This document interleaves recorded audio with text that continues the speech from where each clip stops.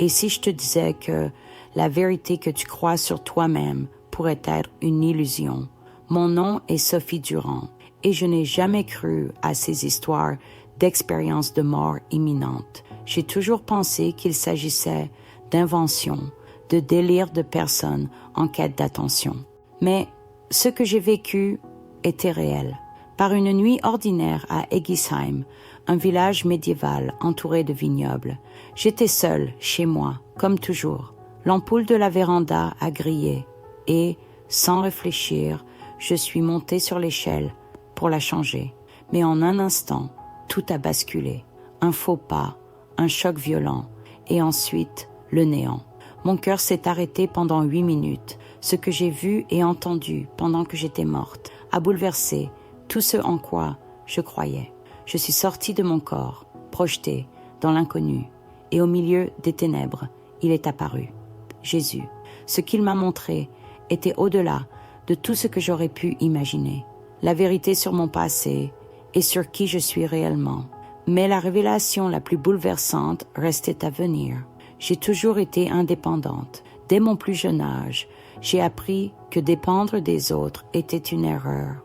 J'ai grandi en entendant ma mère répéter sans cesse, d'un ton amer, « Les hommes ne valent rien ». Ces mots se sont gravés en moi comme une vérité absolue. Mon père nous a abandonnés alors que je n'étais encore qu'une enfant, laissant ma mère élever seule sa fille.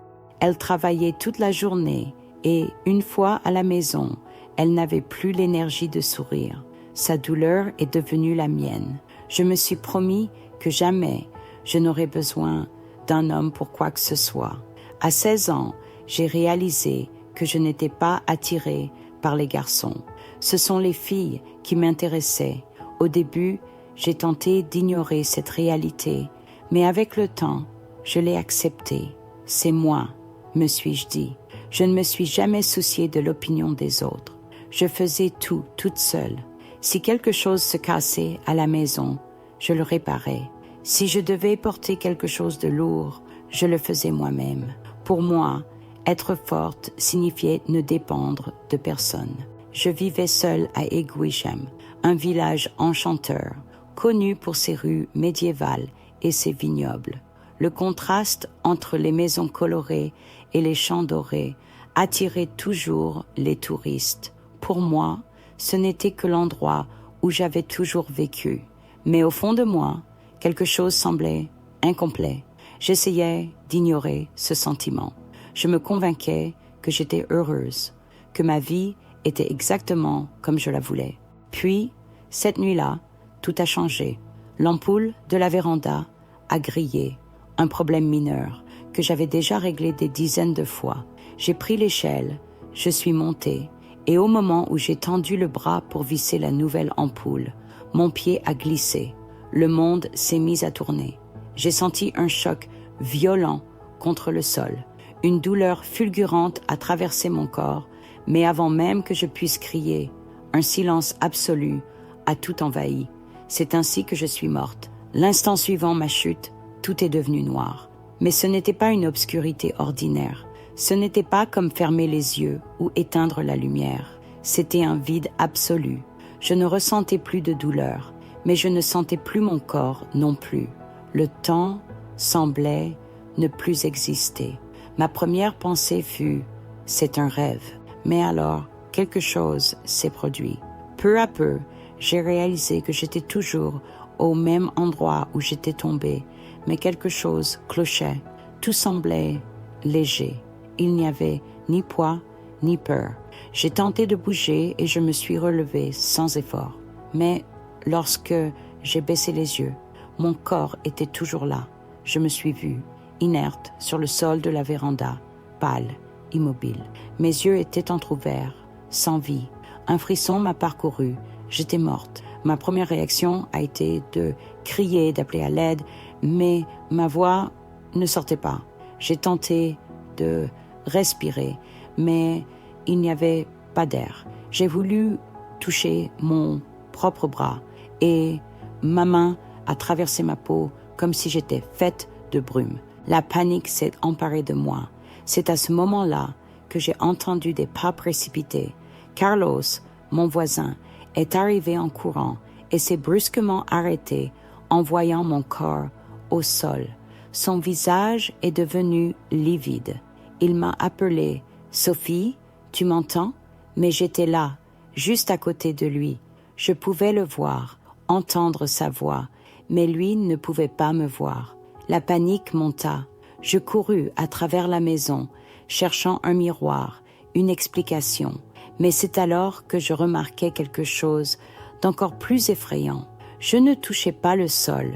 C'était comme si je glissais à travers l'environnement, sans poids, sans limite.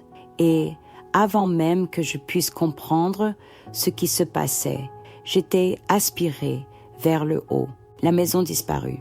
Tout autour de moi redevint obscur. Mais ce n'était pas seulement l'obscurité, c'était pire.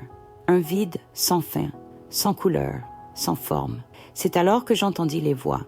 Au début, ce n'étaient que des murmures. Puis, elles devinrent des échos lointains, jusqu'à ce qu'elles commencent à former des mots compréhensibles. Et ce qu'elles disaient me glaça le sang, si tant est que j'en avais encore. Elle n'a jamais cru. Elle a toujours rejeté la vérité. Elle pensait tout savoir. Mon cœur, ou du moins ce que j'avais à cet instant, s'emballa. Qui parlait de moi? Où étais-je? J'essayais de courir, mais il n'y avait pas de sol. Je ne faisais que flotter dans un espace sans direction. Et puis, en dessous de moi, quelque chose se forma.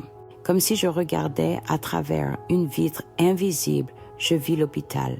Je vis mon propre corps être transporté en urgence dans les couloirs, entouré de médecins et d'infirmiers. Une médecin appuyait sur mon front, tentant de me ranimer. Je vis les électrodes être placées sur ma poitrine, le mouvement frénétique de l'équipe. C'est alors qu'un des médecins regarda l'horloge et dit quelque chose qui me glaça d'effroi. Heure du décès, 23h47. J'étais morte. Ces mots tombèrent sur moi comme un poids écrasant. C'était la fin de tout. Mais alors, quelque chose se produisit, comme si une force invisible me tirait loin de cette scène. Je fus projetée à nouveau dans le vide. Cette fois, la sensation était pire que tout ce que j'avais jamais ressenti. C'était comme tomber sans jamais atteindre le sol, comme crier sans que personne ne puisse entendre, jusqu'à ce que je voie la lumière. Au début, ce n'était qu'un point lointain, mais à mesure qu'il approchait, je sentis quelque chose changer en moi. La peur commença à disparaître. Cette lumière avait un pouvoir inexplicable. Elle arrachait l'obscurité qui m'enveloppait, comme si elle nettoyait quelque chose en moi. C'est alors que je compris, cette lumière n'était pas seulement de la lumière, c'était quelqu'un. Et quand je pus enfin voir, mon monde changea à jamais. Je vis mon enfance, ma mère blessée par l'abandon. Je revis la phrase qui avait façonné ma vie. Les hommes ne valent rien. Je vis l'adolescente qui avait construit des murs pour se protéger, la jeune femme qui avait choisi de ne jamais dépendre de personne. Et puis, je vis quelque chose que je n'avais jamais perçu auparavant. Il y avait des hommes bons autour de moi, de petits gestes que ma douleur m'empêchait de voir. Je vis le voisin qui aidait ma mère à réparer des choses, son patron qui la laissait partir plus tôt quand j'étais malade, le professeur qui m'encourageait à étudier, le serveur qui nous servait toujours avec respect. Comment avais-je pu ne jamais voir cela? Mon esprit criait « Ça ne change rien, mon père nous a abandonnés. » Mais alors, la scène changea encore. Je vis mon père. Il était plus âgé, seul, regardant dans le vide, et il pleurait. Mon cœur se serra. Il pleurait de regret. Mon esprit hurlait. Non, il nous a laissés. Il ne mérite pas le pardon. Mais mon cœur connaissait la vérité. La haine que je portais ne changeait rien. Elle ne guérissait pas ma mère. Elle ne modifiait pas le passé. Elle ne faisait que me détruire. C'est alors que Jésus parla. Sa voix n'était pas un son ordinaire. Elle résonnait en moi, brisait toutes les barrières que j'avais construites. Pardonne, c'est fait ça, Sophie. Mon premier instinct fut de refuser. Mais avant que je ne puisse répondre, il poursuivit. Tu portes un fardeau que tu n'as pas besoin de porter. Je te connais depuis le ventre de ta mère. Je connais tes douleurs, tes luttes, tes peurs, mais il est temps de laisser tout cela derrière toi. Veux-tu être libre? Alors, pardonne. Les larmes commencèrent à couler. Je tremblais. Pardonner après tout ça? Comment? Mais avant même que je puisse comprendre, Jésus s'approcha encore plus et tout changea. La douleur que je ressentais, la rancœur, la révolte, tout se dissipa en sa présence. Jésus me montra quelque chose que je n'avais jamais voulu admettre. Mon choix n'était pas seulement un désir, c'était une protection. Si je ne laissais jamais un homme s'approcher, je ne risquais jamais d'être blessé. Mon monde s'effondra. J'avais passé toute ma vie à croire que je savais qui j'étais. Mais maintenant, face à la vérité, tout prenait un sens. Jésus me regarda à nouveau et dit quelque chose qui brûla mon âme. Je t'ai aimé, Annie. Je t'ai créé avec un but. Mon esprit bouillonnait. Mais avant que je ne puisse répondre, il me laissa un choix. Mon cœur battait la chamade. Jésus me donnait un choix. Je pouvais continuer à vivre comme avant, à m'accrocher à toutes les certitudes que j'avais construites tout au long de ma vie, ou je pouvais lui faire confiance. La lumière autour de moi pulsait, comme si le ciel tout entier attendait ma réponse. Mes mains tremblaient. Je sentais le poids de cette décision. Mais comment tout changer après tant d'années? Et puis, quelque chose se produisit. Jésus tendit la main. Au moment où il le fit, tout autour, Dieu changea. L'obscurité disparut. Soudain, je me trouvais ailleurs. Ce n'était comme rien de ce que j'avais vu auparavant. C'était un monde nouveau, indescriptible. Le ciel n'était pas bleu. Les couleurs semblaient moins vivantes, vibrantes, comme si elles avaient une essence propre. Le sol brillait doucement, comme s'il était fait de lumière liquide. L'air lui-même avait un parfum céleste, quelque chose que je n'avais jamais ressenti auparavant. C'était le paradis. La paix qui émanait de cet endroit était quelque chose qu'aucun mot humain ne pouvait expliquer. C'était un amour si pur, si profond, qu'il serra mon cœur. Je voyais des couleurs qui n'existent pas sur terre.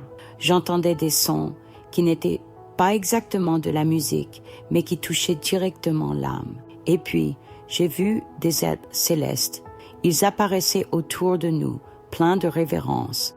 Je ne saurais dire s'ils étaient des anges, mais leur présence était indescriptible. Certains chantaient, d'autres se contentaient d'adorer, irradiant une lumière propre. Pendant un instant, je me suis senti faire partie de cet endroit, mais quelque chose en moi pesait. C'était comme si je n'appartenais pas à ce lieu. J'ai regardé Jésus et il me regardait simplement. Il savait ce que je ressentais. Et alors, sans dire un mot, il m'a montré quelque chose que j'avais besoin de voir. Le paysage autour de nous disparut. Le ciel, la lumière, les anges, tout s'effaça. Soudain, je me trouvais devant un grand miroir. Mais ce n'était pas un miroir ordinaire. Il reflétait bien plus que mon image. J'ai vu mon âme. J'ai vu toutes ces années de révolte, toutes ces fois où j'ai rejeté la vérité, toutes ces nuits où j'ai pleuré seule, sans laisser personne s'approcher. Et puis, j'ai vu ce qui se cachait derrière tout cela, la peur. J'ai toujours cru que mon identité était une certitude absolue. Mais là, face à ce reflet, j'ai vu la vérité. Je n'avais pas choisi mon chemin par amour, mais par peur. La peur d'être blessée, la peur de me sentir fragile, la peur d'être comme ma mère, blessée, trahie, abandonnée. Et c'est alors que Jésus a parlé de nouveau. « Sophie, j'ai toujours été avec toi. » Sa voix résonna en moi. « Je t'ai vue lorsque tu as pleuré seule. Je connaissais ta douleur avant même que tu ne naisses. Mais tu as fermé ton cœur. Mes larmes coulèrent.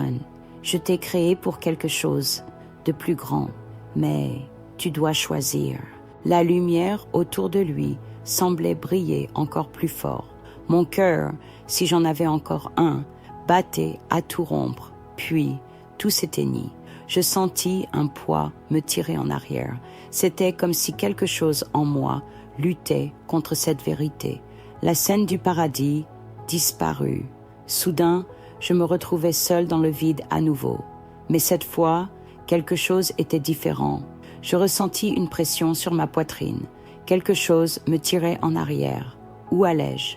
Et puis, en un instant, tout devint noir et je me suis réveillée.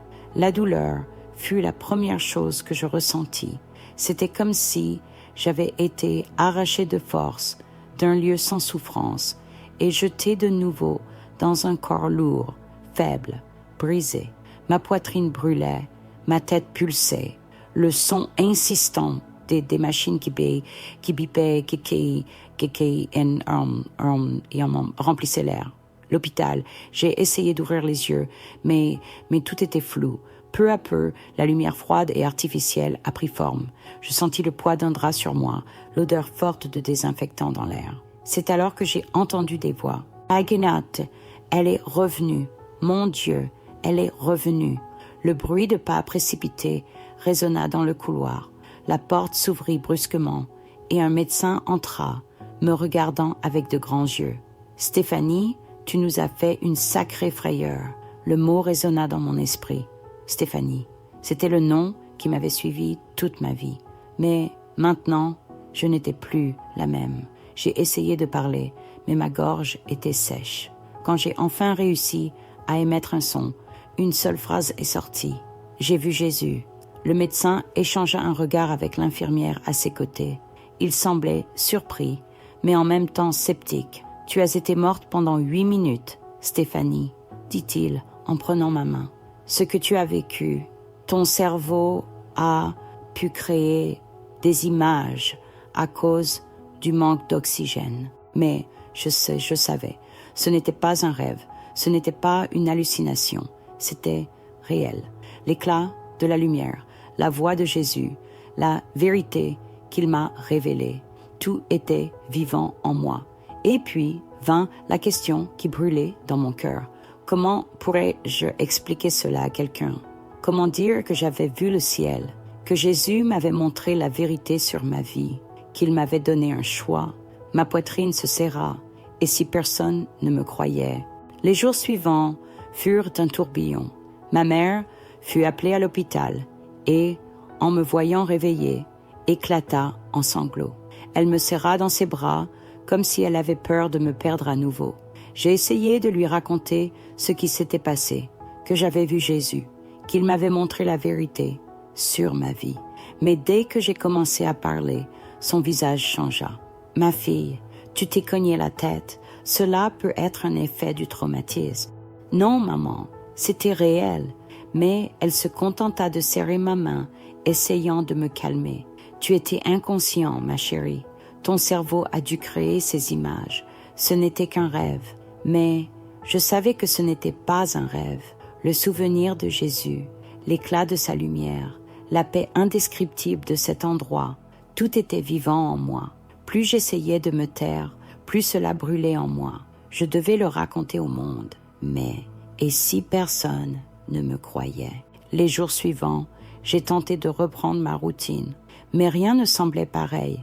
Les conversations qui me divertissaient autrefois me semblaient désormais vides. Les opinions que je défendais avec tant de certitude me paraissaient lointaines, comme si elles appartenaient à quelqu'un que je n'étais plus. Et le pire, la peur de dire la vérité. Comment dire aux gens que je suis morte, que je suis allée au ciel, que j'ai vu Jésus et que je suis revenue transformée? Comment dire qu'il m'a montré des vérités que j'avais niées toute ma vie? Pendant un temps, j'ai tout gardé en moi, mais plus j'essayais de me taire, plus j'avais l'impression d'étouffer. Puis, une nuit sans sommeil, les paroles de Jésus ont résonné dans mon esprit. « Tu t'attoines, Patrick Sayer, Futur Sayer, Chuchur veut être libre, alors pardonne. C'est là que j'ai compris. Ma transformation ne commencerait que si j'obéissais à ce qu'il m'avait demandé. Je devais pardonner, et cela me terrifiait. L'amour de Dieu ne m'a pas seulement libérée. Il était aussi en train de libérer mon père. Ce fut le premier pas de ma nouvelle marche. Depuis ce jour, ma vie est une quête d'apprentissage et d'abandon. J'ai commencé à étudier la Bible, à chercher à mieux comprendre le Dieu qui m'a donné une seconde chance. La vérité avait toujours été là, mais je n'avais jamais voulu la voir. À présent, je ne pouvais plus la nier. Alors, j'ai commencé à m'éloigner de tout ce qui définissait autrefois mon identité, car j'ai compris que ma véritable identité avait toujours été en Christ. Il m'a montré le chemin et j'ai choisi de le suivre. Ma nouvelle marche n'a pas été facile, même après avoir vu Jésus, ressenti son amour et reçu sa vérité. Le monde autour de moi restait inchangé. Mes amis ne comprenaient pas. Certains se sont éloignés. D'autres tentaient de me convaincre que tout cela n'était qu'un délire post-traumatique. Sophie, tu as toujours été si rationnelle. Comment peux-tu croire à cela maintenant? J'essayais d'expliquer, mais j'ai compris que tout le monde n'était pas prêt à entendre. Et, pour être honnête, parfois moi-même je doutais. Les visions étaient encore fraîches dans mon esprit.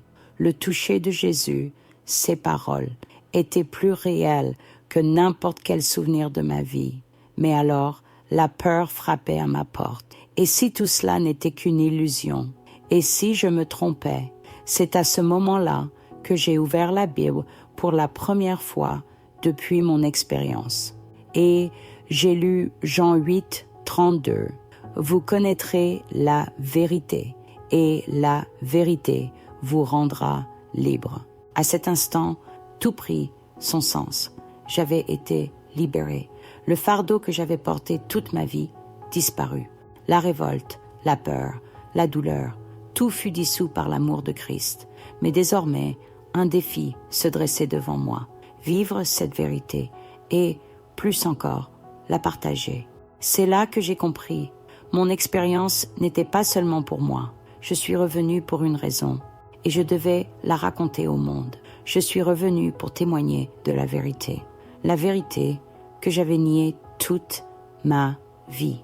La vérité qui a bouleversé tout ce que je croyais sur moi-même. Jésus m'a montré que son amour avait toujours été là, même quand je refusais de le voir. J'étais prisonnière de la peur de m'ouvrir, de la peur de faire confiance, de la peur d'être blessée. Mais lorsque Jésus m'a trouvée dans ce vide, il ne m'a pas condamnée. Il m'a montré que j'avais toujours eu un choix et j'ai choisi de vivre pour lui.